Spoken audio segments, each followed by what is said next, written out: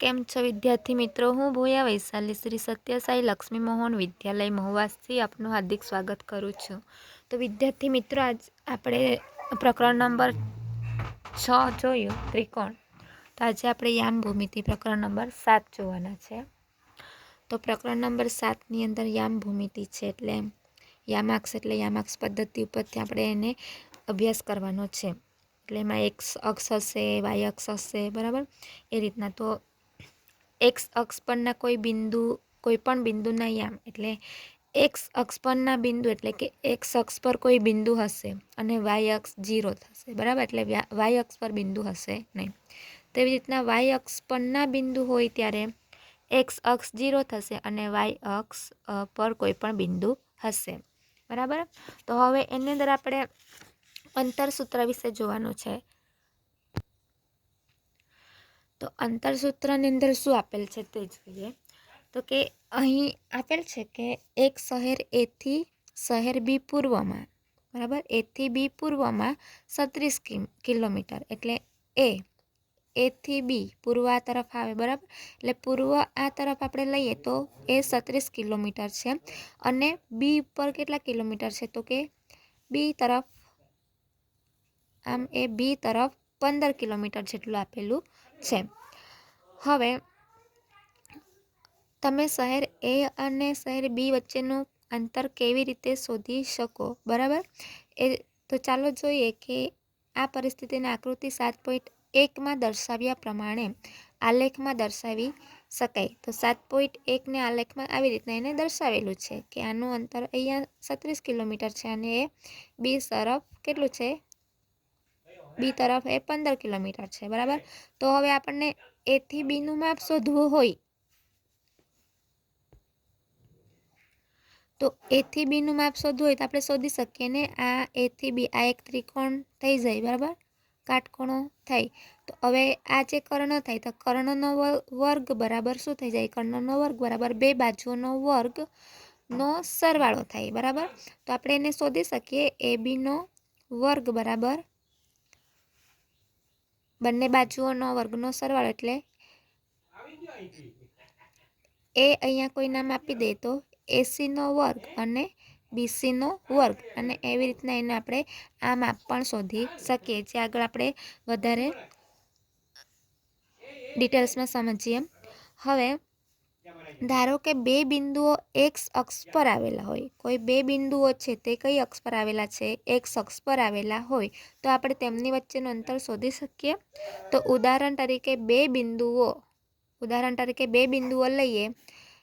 X અક્ષ પર આપેલું છે આપણને, એક્સ અક્ષ પર 4 અને વાય અક્ષ પર બિંદુ આપેલ નથી, માટે 0. બીજું બિંદુ છે બી, 6 અને 0. તો એમાં પણ એક્સ અક્ષ પર 6 એકમ આપેલા છે, બરાબર? અને વાય અક્ષ પર એકમ આપેલા નથી, એટલે કે 0. તો આકૃતિ 7.2, આ જે આકૃતિ 7.2 છે એમાં બિંદુઓ એ અને બી એક્સ અક્ષ પર આવેલા છે. એટલે એ અને બી બંને બિંદુ ક્યાં આવેલા છે?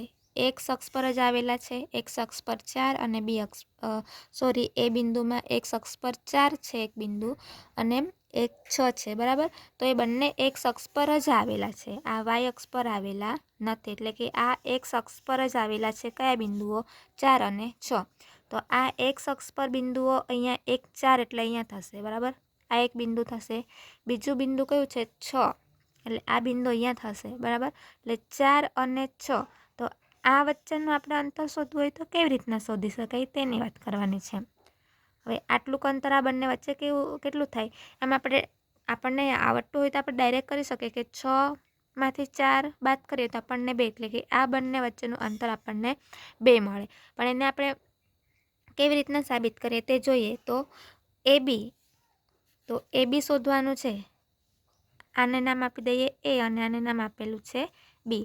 તો આ એ બીનું અંતર શોધવા માટે શું કરવાનું? તો કે એ બી બરાબર ઓ એ અને ઓ બી આપેલા છે, બરાબર? ઓ એ અને ઓ બી. તો મોટા એકમમાંથી નાના એકમને બાદ કરીએ તો એ બી બરાબર ઓ બી માઇનસ ઓ એ થશે, ओ बी माइनस ओ ए थशे बराबर। एटले ओ बी एटले के 6 एकम आपेला छे बराबर अने ओ ए एटले 4 एकम आपेला छे। तो ए बी बराबर हूँ लखी सकीए आपणे तो के ओ बी माइनस ओ ए एटले ओ बी माइनस ओ ए। तो ओ बी बराबर केटला छे 6 एकम छे अने अहींया ओ ए बराबर 4 एकम छे। तो 6 मांथी 4 बाद करीए तो आपणने 2 एकम मळी जाय। कां तो तमने एम पूछे के आ बंने वच्चेनुं केटलुं अंतर छे आ बंने वच्चे तो 3 मांथी 2 बाद करो तो तमने मळी जाय 1 एकम बराबर। पछी तमने एम पूछेलुं होय के आ अहींथी 3 અને 6 वच्चेनुं एकम केटलुं छे 3 અને 6 बराबर। ए रीतना तमने कंई पण पूछी शके तो तमारे एने आ प्रमाणेनुं अंतर शोधवानुं होय। हवे धारो के आ ज रीते हवे एक्स अक्षनी वात थई गई। हवे आपणे वाय अक्ष पर आवेला होय कोई बिंदु तो जो वाय अक्ष पर बिंदु आवेला होय त्यारे शुं करवानुं तो के कोई बिंदु डी छे एक्स बराबर आपणे 0 आपेला छे एटले एक्स अक्ष पर आ बिंदु आवेलुं नथी बराबर। आमां एक्स अक्ष पर बिंदु आपेला नथी एटले के 0 ज छे अहींया 0 ज छे बराबर। पछी वाय अक्ष पर कोई बिंदु आवेलुं छे 8 आवेलुं छे अहींया आवेलुं छे बराबर। त्यारबाद एक बिंदु सी छे एनुं बिंदु जी एक्स अक्ष पर तो 0 छे बराबर अने सी पर केटला छे 3 सॉरी वाय अक्ष पर 3 छे अहींया एटले वाय अक्ष पर हवे आ अक्ष पर बिंदु आवेला छे। तो हवे आना उपरथी आपणे सीडी शोधवानुं होय तो कई रीतना शोधी सकीए सीडी सी अने डी आ बंने वच्चेनुं आपणे अंतर शोधवानुं छे। आटલું अंतर शोधवानुं छे અહીંથી અહીંયા સુધીનું। तो जे આપણે પહેલાં प्रोसेस करी छे ए ज प्रमाणे दाखलो गणવાનો હતો કે सीडी बराबर शुं थई जशे सीडी बराबर આપણે आ एकममांथी मोटा एकममांथी नानो एकम बाद करी नाखवानो एटले 8 मांथी 3 बाद करीए तो 8 माइनस 3 करीए एटले आपणे जवाब केटलो मळशे 5 एकम जेटलो एनो जवाब मळशे। तो આવી રીતના તમે કોઈ પણ अंतर होय तो ए तमे आवी रीते शोधी शको बराबर। हवे पण जो तमने एम कीधेलुं होय के ए थी सी सुधीनुं अंतर शोधो ए थी सी एटले ए क्यां छे आपणो ए तो अहींया छे अने सी क्यां छे अहींया छे। तो आ अंतर शोधवुं पड़े आपणे तो आ अंतर शोधी शकाय तो हाँ शोधी शकाय। आ अंतर पण आपणे एने शोधी शकीए तो कई रीते तो के आ जे छे आ वाय अक्ष पर अहींया छे अने एक्स अक्ष पर आ 4 छे तो आ एक आपणो काटकोण त्रिकोण बनी जाए बराबर। तो हवे जो आपणने आ माप खबर होय तो आ पण माप आपणे एने शोधी शकीए के केवी रीतना तो के पायथागोरसनो नियम यूज करीने आपणे शोधी शकीए।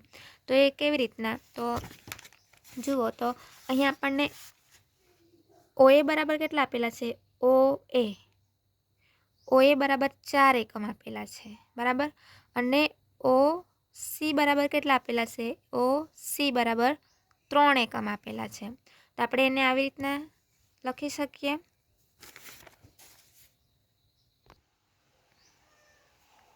तो अहीं ओ ए बराबर 4 एकम ओ सी बराबर 3 एकम आपेला छे। तो एना उपरथी आपणे आ एसी નું માપ શોધી શકે કેવી રીતના તો એસી એટલે કર્ણ થાય તો કર્ણનો વર્ગ બરાબર બે બાજુઓનો વર્ગનો સરવાળો કરવાનો હોય તો કર્ણનો વર્ગ એટલે એસી શોધવાનું છે બરાબર। તો એને આપણે આવી રીતના લખી શકીએ કે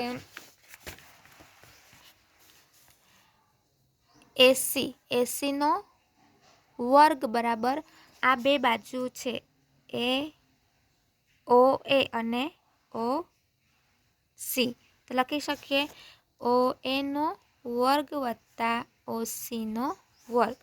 ओ ए बराबर केटला आपेला छे ओ ए बराबर 4 एकम आपेला छे तो 4 नो वर्ग वत्ता ओ सी बराबर ओ सी बराबर केटला आपेला छे 3 एकम आपेला छे तो 3 नो वर्ग। हवे एसी नो वर्ग तो 4 ચોક 16 वत्ता 3 टाली 9 बराबर जवाब केटलो आवशे 25 बराबर। हवे आ एसी नो वर्ग छे मारे वर्ग ने आ बाजू बराबर ने पेली बाजू आपवुं होय तो वर्गमूळमां थई जाय बराबर एटले અહીંથી वर्ग નીકળી जशे तो एसी बराबर वर्गमूळमां 25 जवाब आव्यो। तो एसी बराबर केटलुं थया आ कोनुं वर्गमूळ छे 25 5 નું વર્ગમૂળ तो अहींया एसी बराबर आपणने केटला 5 एकम मळे છે. તો તમે 80 આવી રીતના પણ પાયથાગોરસનો નિયમનો વાપરીને તમે એને શોધી શકો છો. તો આ થઈ 80ની વાત. તેવી જ રીતના આપણે આ અહીંયા બી આપેલો છે ને એકમ બી, તો બી અને ડીનું પણ અંતર શોધી શકીએ આપણે. કેવી રીતના? તો બી ને ડીનું અંતર મારે શોધવું છે. હવે આ અંતર શોધી કાઢ્યું. હવે બી અને ડીનું અંતર શોધવું છે. તો તમે આને પણ આવી રીતના આ જ પ્રોસેસથી શોધી શકો. તો બીડી શોધવું છે, બરાબર, બી અને ડી. તો અહીં તમે જોઈ શકો છો કે બીડી શોધવું છે. તો આ આખો એક કાટકોણ ત્રિકોણ બને છે, બરાબર. અહીંથી લઈને આમ આ એક કાટકોણ ત્રિકોણ બને છે. તો બીડીનો વર્ગ એટલે બીડીનો વર્ગ કર્ણ થઈ ગયો. ત્યારબાદ ઓબીનો વર્ગ થશે, ઓબીનો વર્ગ વત્તા આ તરફથી ઓ ડી અહીંયા છે એટલે ઓડીનો વર્ગ. તો બીડીનો વર્ગ તો શોધવાનો છે. તો બીડીનો વર્ગ બરાબર શું થશે? ઓબીનો વર્ગ એટલે ઓબી બરાબર કેટલા છે? ઓબી બરાબર 6 એકમ આપેલા છે. તો 6નો વર્ગ વત્તા ઓ ડી બરાબર 8 એકમ આપેલા છે. તો 8નો વર્ગ. તો બીડીનો વર્ગ બરાબર શું થશે? 636 અને 8 × 64. તો બંનેનો સરવાળો કેટલો થશે આપણને? આ 100 થશે, બરાબર. હવે બીડી વર્ગને આપણે આ સાઈડ લખી નાખીએ તો બીડી બરાબર કેટલા મળશે? 10 એકમ. તો તમે આવી રીતે એનો આન્સર લાવી શકો છો. હવે જો તમને આકૃતિ 7.3માં આપ્યા મુજબ તો કે કોઈ બિંદુઓ છે અક્ષ પર આવેલા ન હોય ત્યારે, તો કે બિંદુઓ પી બરાબર આપેલું છે આપણને 4 અને 6, ક્યુ બરાબર 6 અને 8, એટલે કે એક્સ અક્ષનું બિંદુ કયું થશે? એક્સ અક્ષનું બિંદુ થશે એક્સ અક્ષ ઉપર 4 એ એક્સ અક્ષ પર છે અને 6 એ પણ 4 એ એક્સ અક્ષ પર અને 6 એ ક્યાં આવેલું છે? વાય અક્ષ પર આવેલું છે. આ એક્સ ને આ વાય, આ એક્સ અને આ વાય અક્ષ કહેવાય, બરાબર. તો એક્સ અક્ષ ઉપર 4 છે, આ 4 વાય અક્ષ ઉપર 6 છે. તો આ એક્સ અને વાય ઉપર આપણે આવી રીતના એને જોડીએ, બરાબર. તો આ બિંદુ ક્યાં મળે? અહીંયા મળે આપણને. એટલે આ જે 4 અને 6 છે આ એક્સ અક્ષ અને વાય અક્ષ પર આવેલા નથી, અહીંયા આવેલા છે. બંનેને જોડીએ તો, બરાબર. તેવી જ રીતના એક્સ અક્ષ પર 6 છે, એક્સ અક્ષ પર આ 6 આપેલા છે, બરાબર. તો આ 6 અને વાય અક્ષ પર 8. તો આ 6 અને 8ને આપણે બંનેને જ્યાં મળે ત્યાં બિંદુ આમ જોડીએ તો એ બિંદુ ક્યાં મળશે આપણને? અહીંયા મળશે, બરાબર. એટલે આ બિંદુ 6 અને 8 અહીંયા આવેલું છે. હવે આ પી અને ક્યુ વચ્ચેનું અંતર શોધવાનું હોય તો શું કરી શકીએ આપણે? તો કે પી ને ક્યુનું અંતર શોધવાનું છે, આટલું અંતર શોધવાનું છે. તો એના માટે આપણે શું કરવું પડે? તો પી અને ક્યુમાંથી લંબ અનુક્રમે પી આર દોરવા પડે, પી આર અને પી એસ દોરવું પડે. ત્યારબાદ શું કરવાનું છે? તો કે પીમાંથી આપણે આ આપણે એસ છે, બરાબર. આ એસ, તો આ એસમાં છેદે તેવું એક બિંદુ ટી લેવાનું. એટલે આ પીમાંથી આપણે અહીંયા એસ પર છેદે તેવું એક બિંદુ લઈએ. તો હવે આપણે શું બની ગયો? એક કાટખૂણો બની ગયો. તો હવે કાટખૂણો બને છે તો આ માપ આપણને ખબર હોય ને આ માપ ખબર હોય તો આપણે પી ક્યુ પણ શોધી શકીએ, બરાબર. તો આ અને આ બંને વચ્ચેનું અંતર કેટલું છે? તો કે ક્યુએસ વચ્ચેનું અંતર એસના યામ અનુક્રમે કયા કયા છે એસ ઉપર? તો કે આ એસ ઉપર જે છે એક તો 4 છે અને 6 છે, બરાબર. આટલું માપ છે. આ તરફ જોવાનું. હવે આ તરફ, બરાબર. તો એસ માટે કેટલા છે? તો કે 4 અને 6. તો આપણને આર એસ બરાબર કેટલા મળશે? આ આર અને એસ. તો આર એસ બરાબર કેટલા મળશે? 6માંથી 4 બાદ કરીએ તો આપણને 2 એકમ મળે. એટલે આર એસનું મૂલ્ય આપણને ખબર પડી ગઈ કે આર એસ બરાબર 2 એકમ છે. એટલે આ મૂલ્ય કેટલું થઈ જશે? 2 એકમ થઈ જશે. તેવી જ રીતના જોઈએ તો કે આ જે ક્યુએસ છે, ક્યુએસ, બરાબર, ક્યુ અને એસ. તો QS માટે હવે આપણે આવી રીતના આમ જોયું, હવે એક્સ અક્ષ પર જોયું, હવે વાય અક્ષ પર જોઈએ તો શું થશે? QS. તો QSના યામ કયા કયા થશે? એક તો 8 થશે, બરાબર, 8 અને 6 આવી રીતના થશે. આના ઉપર આનું માપ શોધી કાઢ્યું 2 એકમ. હવે આપણે આનું માપ શોધવાનું છે 8 અને 6નું. તો 8માંથી 6 બાદ કરીએ તો આપણને કેટલા? એમાં પણ આપણને 2 એકમ મળશે, બરાબર. તો આ પણ આપણને જવાબનો બી 2 એકમ મળે. તો હવે PQનો વર્ગ કરી નાખીએ. કર્ણનો વર્ગ બરાબર 2 બાજુનો વર્ગનો સરવાળો. તો PQનો વર્ગ બરાબર QTનો વર્ગ અને PTનો વર્ગ, બરાબર. તો આ આપણે આવી રીતના લખી શકીએ. QT બરાબર કેટલા એકમ મળ્યું છે? 2 એકમ. PT અને RS બરાબર 2 એકમ જ મળેલ છે. તો પાયથાગોરસનો નિયમનો ઉપયોગ કરીએ તો શું થશે? તો PQનો વર્ગ બરાબર PTનો વર્ગ વત્તા QTનો વર્ગ. કેમ કે આપણી આકૃતિ કંઈક આ પ્રમાણે હતી, બરાબર. PQ અને T. આનું માપ આપણને 2 એકમ મળેલું. આનું માપ આપણને કેટલું મળ્યું છે? આનું પણ 2 જ એકમ મળેલું છે. તો PT એટલે 2નો વર્ગ અને QT એટલે 2નો વર્ગ બરાબર 2નો વર્ગ એટલે 4 અને 4 એટલે 8 એકમ થાય, બરાબર. તો PQ બરાબર શું થશે? હવે આ તમે અહીંયા જોઈ શકો છો કે 2નો વર્ગ વત્તા 2નો વર્ગ બરાબર 2નો વર્ગ એટલે આની વાત કરું છું. તો આ કેવી રીતના છે? 2નો વર્ગ વત્તા 2નો વર્ગ એટલે 2નો વર્ગ 4 વત્તા 2નો વર્ગ 4. તો જવાબ મળ્યો 8. પણ એ કોના બરાબર મળ્યું? તો કે PQનો વર્ગ બરાબર 8 મળે છે. તો PQ બરાબર વર્ગમૂળમાં 8 થાય, બરાબર. તો PQ બરાબર વર્ગમૂળમાં 8 થાય. હવે PQ બરાબર શું થશે? વર્ગ આના અંદર ભાગ પડે તો 4 દુ 8 થાય. તો હવે 4, તો 4નું વર્ગમૂળ તો નીકળે ને. 4નું વર્ગ કેટલું થાય? 4નું વર્ગમૂળ આપણને 2 મળે. તો 4ને આપણે વર્ગમૂળમાંથી કાઢી લઈએ એટલે 4નું વર્ગમૂળ 2 થઈ ગયું અને 2નું વર્ગમૂળ મળતું નથી. તો 2ને આપણે અંદર જ રહેવા દઈએ વર્ગમૂળમાં જ. એટલે આપણને આવી રીતના આ જવાબ મળેલ છે.